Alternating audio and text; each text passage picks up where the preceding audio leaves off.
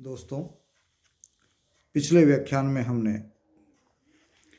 दलित चेतना पर चर्चा प्रारंभ की थी और विभिन्न विद्वानों द्वारा बताई गई दलित चेतना के बारे में जो बातें थी वो हमने देखी और उन सब को समझने के बाद एक चीज़ जो हमें जाननी थी या हमारे मस्तिष्क में जो आई वो ये थी कि दलित चेतना के प्रमुख बिंदु फिर कौन से हो सकते हैं। जो परिभाषाएं उन्होंने दी चेतना के बारे में, जो बात उन्होंने कही, तो उसमें कुछ बिंदु निकल करके निश्चित रूप से हमारे सामने आए। अब वो मुख्य मुख्य बिंदु कौन से हो सकते हैं जिसे हम दलित चेतना के बिंदु कह सकते हैं, दलित चेतना के मुख्य तथ्य कह सकते हैं। तो ऐसी बहुत सी बातें उसमें आई थी और उनका हम, हालांकि बहुत सी चीज़ें उसमें होंगी, संख्या भी बहुत सी होगी, हम उनमें से कुछ प्रमुख जो बिंदु हैं दलित चेतना के, उनको समझने की कोशिश करेंगे। पहला बिंदु जो निकल के आता है कि दलित चेतना क्या कहती है। दलित चेतना मुक्ति और स्वतंत्रता के सवालों पर डॉक्टर अंबेडकर के दर्शन को स्वीकार करती है। पहला बिंदु क्या है? मुक्ति और स्वतंत्रता के सवालों पर डॉक्टर अंबेडकर के दर्शन को स्वीकार करती है। मनुष्य की मुक्ति हो, मनुष्य स्वतंत्र हो, इस बारे में वो कहाँ से अपने विचार को लाती है वो है। अब हम देखें तो पूर्व में बहुत से महान लोग हमारे हुए हैं और उन्होंने मनुष्य स्वतंत्रता पे बात भी की है, लेकिन उन्होंने विशेष तौर पर जो दलित वर्ग है उससे जुड़ी हुई कोई बात सीधी सीधी नहीं कही। क्यों? कि उस समय सीधी दलित इस तरह की व्यवस्था ही नहीं थी। कबीर से प्रारंभ हुई। कबीर ने ये दलित चेतना लाने की कोशिश की, रैदास ने लाने की कोशिश की, लेकिन उन्होंने कविता के माध्यम से कही बात, परिभाषा देने की कोशिश उन्होंने नहीं की, चेतना के बिंदु उन्होंने तय नहीं किए। इसलिए हम उनको एक बार इस तरह से चेतना के बिंदु के रूप में मुक्त रखते हैं। तो फिर कहाँ से आई ये चेतना? ये आई अंबेडकर के दर्शन से और उसी के प्रभाव के फलस्वरूप उसी को स्वीकार करते हुए मनुष्य की मुक्ति अर्थात दलित की मुक्ति और उसकी स्वतंत्रता की बातें इस चेतना ने स्वीकार की।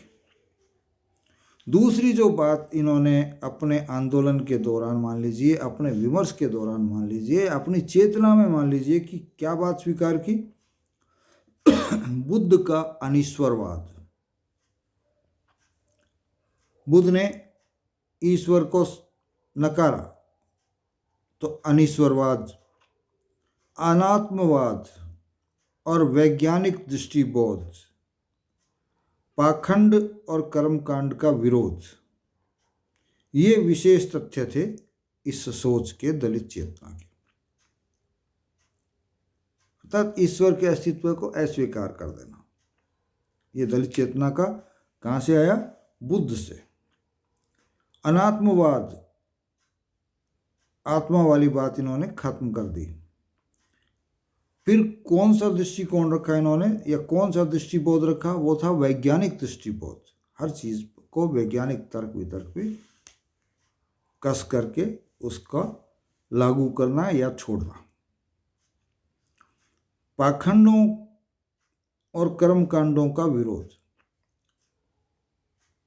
जिसे हम ब्राह्मणवाद कहते हैं, उसमें बहुत सी कमियां आ गई थी, पाखंड आ गए थे, कर्मकांड आ गए थे, तो उन सब का विरोध इस दलित चेतना के माध्यम से किया जाता है। तीसरी है, जिससे दलित वर्ग का जन्म हुआ या पैदाइश हुई, उसका विरोध। वो क्या थी? वर्ण व्यवस्था, जाति भेद और सांप्रदायिकता का विरोध।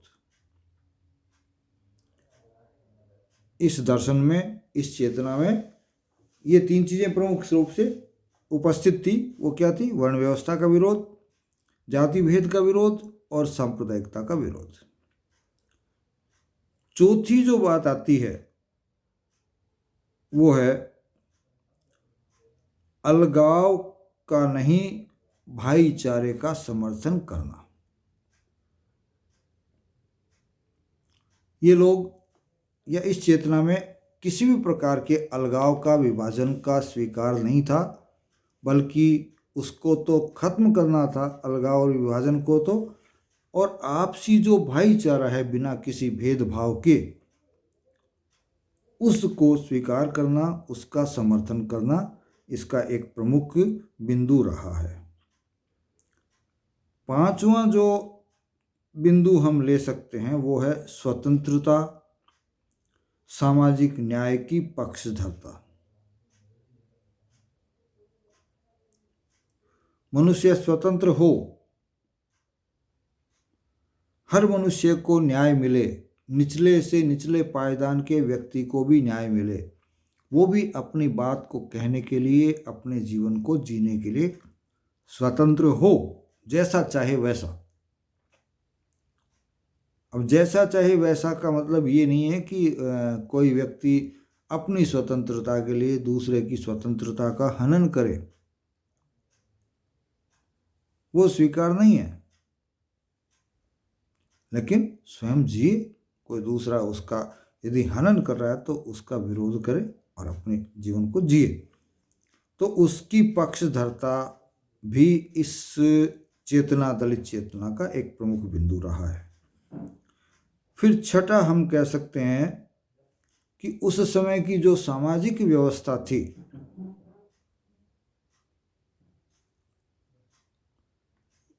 या जिस समय ये साहित्य रचा जा रहा है, उस समय की जो सामाजिक स्थितियां हैं वो कम से कम दलित के पक्ष की तो नहीं है। क्योंकि वो दलित कहला रहा है तो निश्चित रूप से उसका शोषण भी हो रहा है। तो समाज का जो रूप है तात्कालिक समय में, उस रूप में बदलाव के लिए प्रतिबद्धता, अर्थात वो बदलाव लाने की कोशिश दलित चेतना हमेशा करती रहती है, जिससे कि समाज में बदलाव हो और सब समान हो। सातवां जो बिंदु बनता है वो है आर्थिक क्षेत्र में पूंजीवाद का विरोध। तो ये जो दलित चेतना है वो पूंजीवाद की भी विरोधी है। क्यों? क्योंकि इनका मानना है कि ये पूंजीवाद ही इस तरह की व्यवस्था पैदा करता है जिससे कि दलित बन जाता है, या दलित जो है दलित बना, अन्यथा दलित बनता ही नहीं यदि पूंजी व्यवस्था नहीं होती। इसलिए ये जो चेतना है वो हमेशा आर्थिक क्षेत्र में पूंजीवाद का विरोध करती है। आठवां इसी तरह का एक बिंदु और है, वो है सामंतवाद और ब्राह्मणवाद का विरोध। जिस तरह से पूंजीवाद से दलित वर्ग पैदा होता है, उसी तरह से सामंतवाद और ब्राह्मणवाद का जो प्रभाव है उससे भी लोगों के शोषण में बढ़ावा मिलता है। ऐसा इस दलित चेतना का विश्वास है और ये इसका प्रमुख बिंदु भी है। क्यों? सामंतवाद तो हम सब जानते हैं कि सामंती एक व्यवस्था होती है जिसमें कुछ लोग ऊपर के स्तर पे होते हैं और बाकी के लोग ऊपर के स्तर के लोगों की सेवा करने के लिए होते हैं। हाँ, उनमें फिर स्तर पे स्तर बनते जाते हैं और सबसे निचले स्तर के लोग दलित हो जाते हैं। हालांकि दलित तो सभी हैं, लेकिन सबसे निचला स्तर जो है वो हर तरह से शोषित है, पीड़ित है, वो अधिक शोषित हो जाता है, अधिक दलित हो जाता है। तो वो जो व्यवस्था पैदा करती है सामंतवाद और ब्राह्मणवाद, उसका ये विरोध करते हैं। अब यहाँ कुछ लोग करते हैं कि ब्राह्मणवाद का विरोध क्यों? वो इसलिए कि ब्राह्मणवाद कह रहे हैं, न कि ब्राह्मण। वाद जहाँ आ जाता है वहाँ कमियाँ आ जाती है, बुराइयाँ आ जाती है। ब्राह्मणों में भी बुराइयाँ आ गई और समाज में उन ब्राह्मणों की आड़ लेकर के बहुत सी जो काम समाज में नहीं होने चाहिए थे वो होने लग गए थे। धर्म की आड़ में कुछ ब्राह्मण भी गलत हो गए थे और उनका प्रभाव इतना बढ़ गया था कि पूरा ब्राह्मण समाज बदनाम हो गया था। और उसके फलस्वरूप पूरा समाज का जो एक हमारे व्यवस्था थी वो व्यवस्था भी चरमरा सी गई थी, उसमें जो समता की बात थी वो समाप्त हो गई थी। इसलिए ब्राह्मणवाद का विरोध इस दलित चेतना के अंतर्गत किया जाता है। फिर है अधिनायकवाद का विरोध। दलित चेतना किसी व्यक्ति विशेष का अधिनायक होना स्वीकार नहीं करती है। क्यों? अधिनायक होगा तो एक शक्ति होगी, एक शक्ति होगी तो उसके चारों तरफ एक मंडल होगा और उसके द्वारा शोषण भी होगा और हर व्यक्ति बराबरी के स्तर को प्राप्त नहीं कर सकेगा, या अपना जो जीवन जीने का एक सामान्य जीवन जीने का जो उसको हक है उसको अच्छी तरह से नहीं प्राप्त कर सकेगा, ये उसमें बाधा रहेगी। इसलिए ये सामंतवाद अधिनायकवाद का विरोध भी करते हैं, सामंतवाद और ब्राह्मणवाद के साथ साथ। साहित्य की चूंकि चर्चा चल रही है तो इसमें ये जो महाकाव्य की किसी जमाने में रामचंद्र शुक्ल ने जो परिभाषा दी थी, या उन्होंने पीछे जहाँ से वो परिभाषा वो लेकर के आए थे अपने से पीछे के विद्वानों की, उस परिभाषा से ये लोग असहमति व्यक्त करते हैं, क्योंकि उसमें जो महानता की बातें थी कि ये महान होता है, महान लोगों की बातें होती है, ये होती है, उच्च वर्ग की बातें होती है, तो उसमें कुछ ऐसी थी। तो ये कहते हैं नहीं, एक छोटे से छोटे व्यक्ति की जीवन पर भी महाकाव्य लिखा जा सकता है, उसके लिए नायक का बड़ा होना जरूरी नहीं है। तो ये बहुत सी ऐसी मान्यताएं थी शुक्ल के या शुक्ल से जैसे और जो लोग थे उनके परिभाषा में महाकाव्य की, उसको ये लोग असहमति प्रकट करते थे। 11वां जो बिंदु इसमें निकल करके आता है वो है पारंपरिक सौंदर्य शास्त्र का विरोध। जो रीतियां हैं, जो अलंकार है, जो छंद हैं, जो प्रतीक हैं, जो पुराने थे,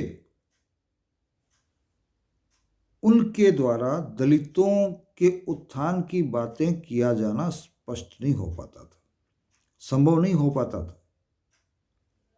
इसलिए ये उस चीज का भी या उस शास्त्र का भी विरोध करते थे जिसको लेकर के कि भारतीय साहित्य बढ़ रहा, और एक नए मानदंड स्थापित करते हुए साहित्य को लिखने का प्रयास इनके द्वारा किया जाता रहा है।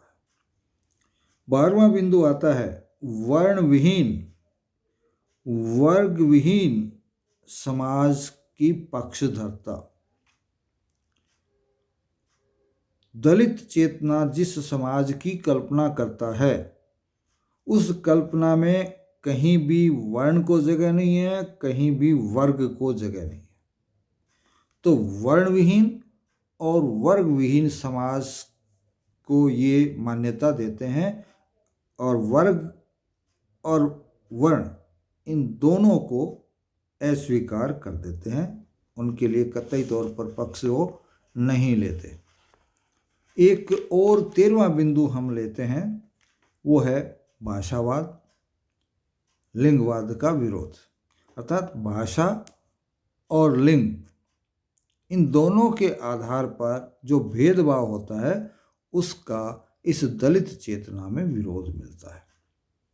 हम जानते हैं कि भाषा के आधार पर भी भेद किया जाता है और स्त्री और पुरुष के आधार पर भी समाज में भेदभाव पैदा किया जाता है। हालांकि विरोध करने वाले भी इन चीज़ों से पूरी तरह से मुक्त नहीं हो पाए, लेकिन फिर भी इनकी कोशिश ये रही कि इस तरह का जो सामाजिक असंतुलन है वो दूर हो जाए। तो इस तरह से ये 13 महत्वपूर्ण बिंदु हमारे सामने निकल करके आते हैं जिस पर हमने चर्चा की। और हम ये भी जानते हैं कि साहित्य का मुख्य सरोकार समाज से होता है, इसलिए सामाजिक समस्या हो चाहे सांस्कृतिक समस्याएं हो, उनमें संघर्ष और द्वंद्व दोनों पाए जाते हैं।